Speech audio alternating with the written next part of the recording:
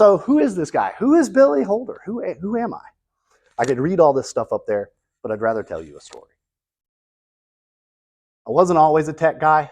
30 years ago, I was building houses in South Louisiana on a slab, sweating my butt off, getting sunburned and splintered. It's where I learned the foundation of process.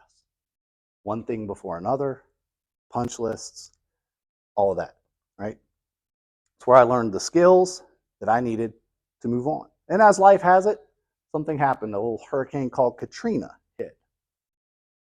Moved me and my family to Atlanta, Georgia. 2008, I became a maintenance carpenter at Georgia State University, the renovations team. I knew nothing about commercial carpentry. I had an argument once with my boss that I was a better carpenter than him because I knew how to use wood and he just played around with metal. So I used that as an opportunity, though, to learn. All right, I grew my skill set there, and I fell in love with this thing called facility management. I didn't even know it was a career opportunity. After about a year and a half, I moved over to the maintenance side of things from renovations, and I spent the next 8.5 years as a maintenance carpenter at Georgia State University. I fell in love with it.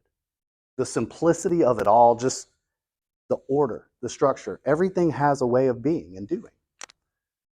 I got an opportunity to lead people next, and I went to Georgia Tech, where I became the carpentry supervisor for the Georgia Tech Department of Housing and Residence Life, where I built a culture that stands to this day on 3 words: quality, time, and excellence.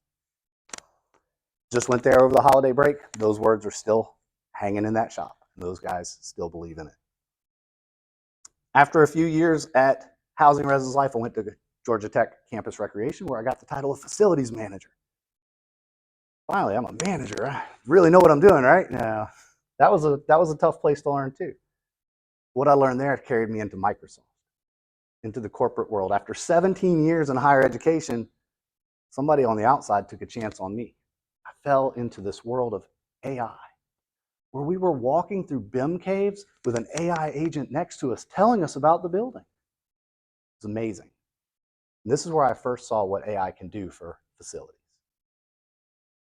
Short time after that, 9 months go by, and I got a call from an old boss from Georgia Tech. Said, "Hey, I got a problem, and you're the only guy that can solve it." 17 months later, I still hadn't fully solved his problem, but I had an idea.